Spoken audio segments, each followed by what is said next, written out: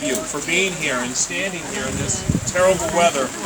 I was telling someone that I was coming to Ireland for a short trip, and they said, "Why are you coming?" I told them the story of John Nash, that they were cut off from their lines and they were behind enemy lines, and for a month they hid and they survived. They ate the roots of trees and vegetables, and they came from South Kerry, and they weren't soft men.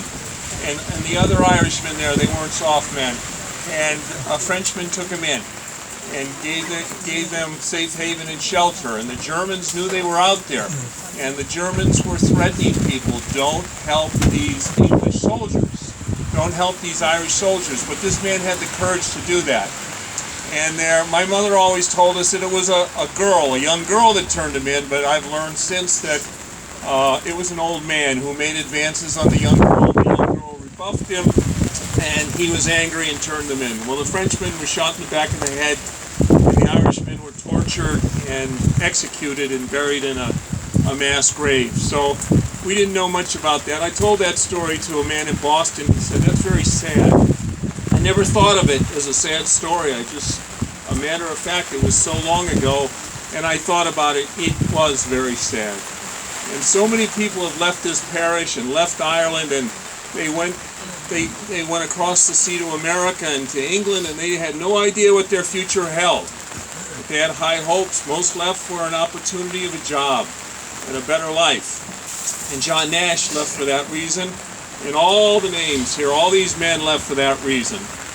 And I'm sure when John Nash found himself behind enemy lines, he thought of this country and this place, this parish. And he had, like all the other men, a strong religious faith and a love of Ireland and a love of this place, South Kerry, Sneem, Russmore. So he's gone, but he's not forgotten. And thanks to the people of Sneem and in South Kerry, all the organizers that listed these men, as Father O'Brien said, who will remember them? Who will know their story? Who will keep the flame? Well, you have done all of that. And you withstood this terrible weather, and we'll all remember the day this was unveiled. It was a bad day. Right? We'll say that over a pint of Guinness, for sure. But I am so proud to be here, and so thankful for the invitation to be here. And Noreen Nash, the niece of John Nash, making the trip, and to be with her today. And she has the medal. But all I can say is we pray for their souls. We're thankful for their contributions. They were there when the world needed them. So many Irish have been there when the world needed them. I'm proud to be Irish. I'm proud to be from the parish of Sneem, my links in South Kerry. God bless you all. And I would also like to convey my thanks for being invited, for unveiling this plaque. I didn't know it, but last weekend I was at my son's in Florida, and he showed me a video of a monument that has been built to the Iron 11 that was shot by a firing squad in France. And I kind of was surprised that they went through so much trouble and expense to put up a monument. And it's nice to see the Irish recognize their hope for change. Thank you.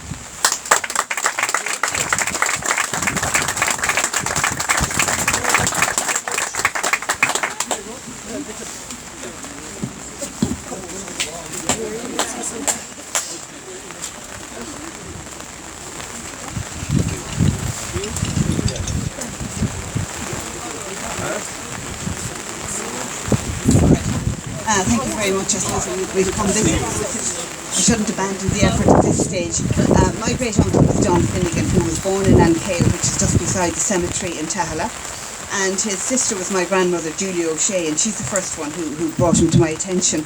And when I was a child, she talked quite a lot about him, and I really didn't take much notice. But then in later life, I did discover, yes, that he had gone to America in 1912 and was a member of the Fighting 69th. He died in France in July of 1918, so he'd only gone to France at the end of 1917, so he wasn't there very long. He was honoured then in both France and in the US. And I suppose for years and years, it kind of bothered me that all of those people who'd been here before us had been forgotten. So I'm very pleased now that, John Finnegan has been honoured. There are no people, I suppose, with the Finnegan surname in Sneem anymore, but there are certainly plenty descendants. And I know my great-grandmother, or my actual grandmother, Julia Finnegan, would be really, really pleased today. There is her brother being honoured, in this plaque, and her grandson, John Egan, then just sitting over on that bench over there. So she would be doubly proud. So thank you very much for organising all of this. Thank you.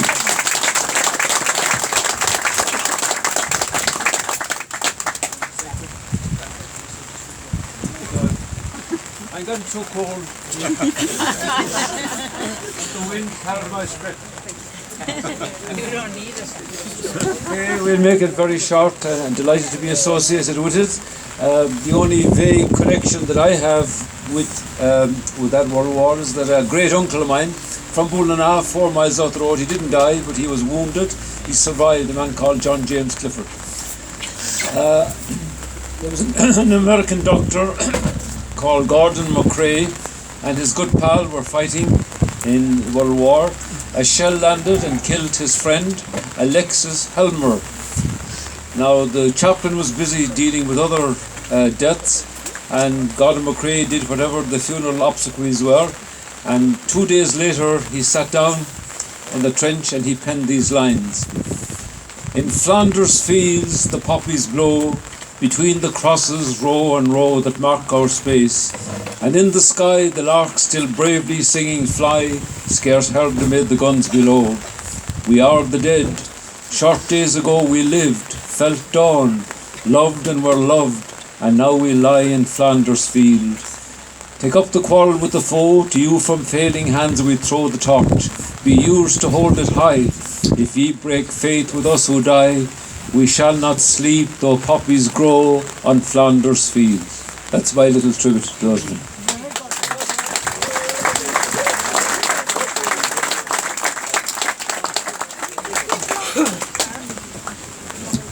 So I think we're just going to have a couple of songs now. I think Stephanie, you move forward.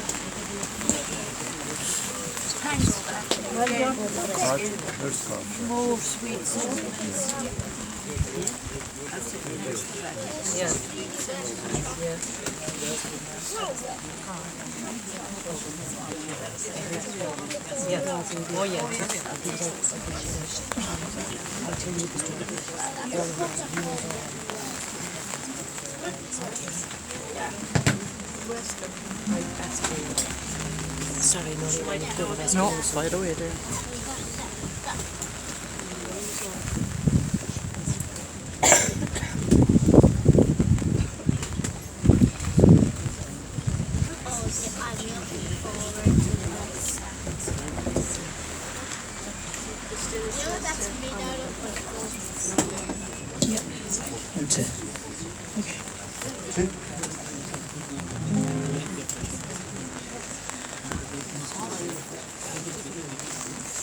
Be nice to sing the chorus as well. Be lovely for everyone to sing it together.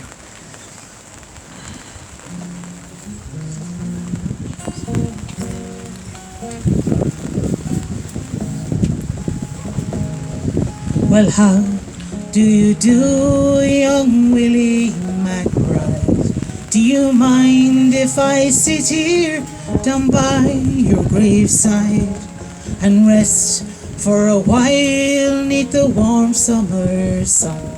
I've been working all day and I'm nearly done. And I see by your gravestone you were only 19 when you joined the great fallen of 1916.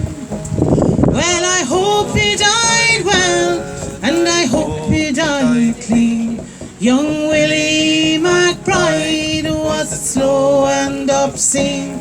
Did they beat the drum slowly? Did they play the fife lowly? Did they sound the dead march as they lowered you down? And did the band play the last post and chorus? And did the pipes play the flowers of the forest.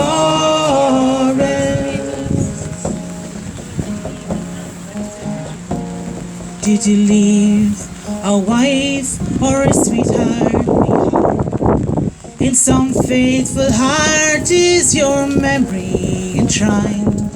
Although you died back in 1916, in some faithful heart are you forever 19? Or are you a stranger without even a name, enclosed and forever behind a glass frame? In an old photograph, torn and battered and stained, and faded to yellow in a brown leather frame. Did they beat the drum slowly? Did they play the fife slowly? Did they sound the dead march as they lowered you down? And did the band play the last post and chorus? And did the pipes play the flowers of the forest? The sun, now it shines on the green fields of France.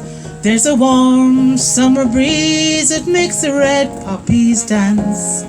And look how the sun shines from under the clouds. There's no gas, no barbed wire, there's no guns firing now. But here in this graveyard, it's still no man's land. The countless white crosses stand mute in the sand. To man's blind indifference to his fellow man, to a whole generation that were butchered and damned. Did they beat the drum slowly? Did they play the fife slowly? Did they sound the dead march as they lowered you down? And did the band play the last post and chorus? And did the pipes play the flowers of the forest? Young Willie McBride, I can't help wonder why. Do all those who lie here know why they died? And did they believe when they answered the calls? Did they really believe that this war would end wars? The sorrow, the suffering, the glory, the pain, the killing and dying was all done in vain. For young Willie McBride, it all happened again, and again, and again, and again, and again.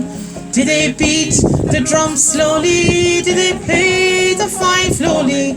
Did they sound the dead march as they lowered you down? And did the band play the last post and chorus? And did the pipes play the flowers of the forest?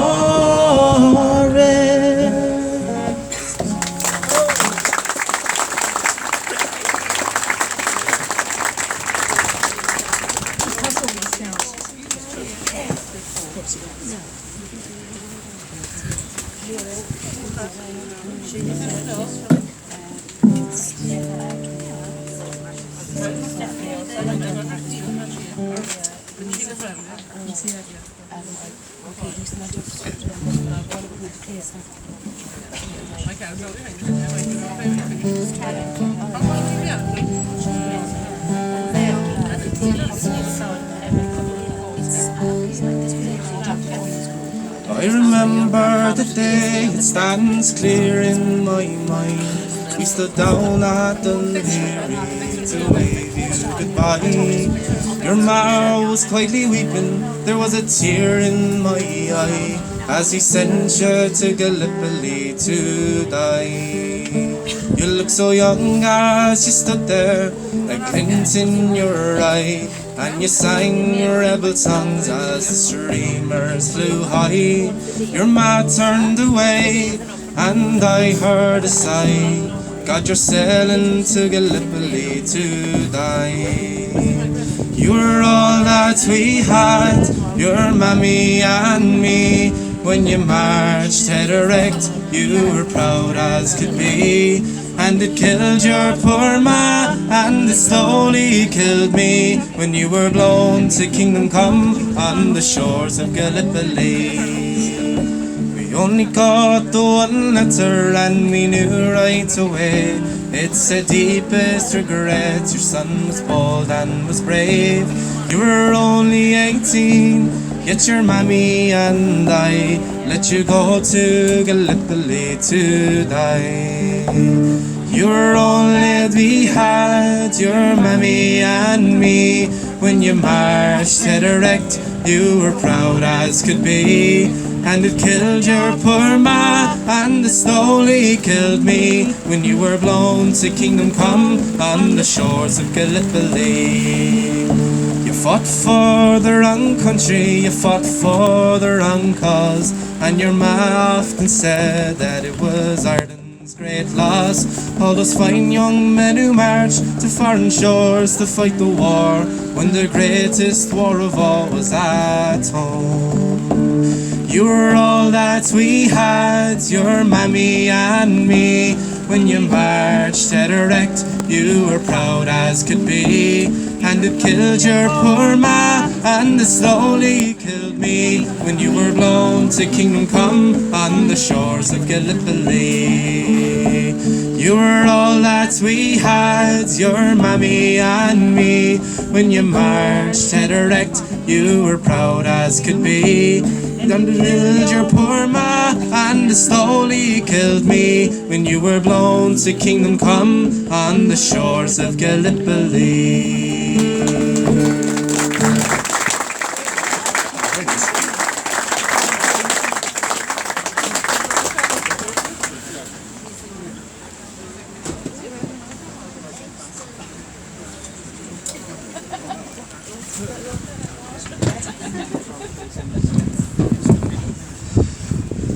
Thanks very much, guys, for that. So I think we'll call it a day. It's been enough time spent in the rain. So the armistice was signed at the 11th hour on the 11th day of the 11th month. We're not quite at that time, but we started roughly then. So I think it's fitting that we close the day remembering again the great sacrifice, courage and idealism of the 56 men, names who were up there, who just represent a tiny handful of the amount of people who died during that war and other conflicts around the world. Okay, thank you very much.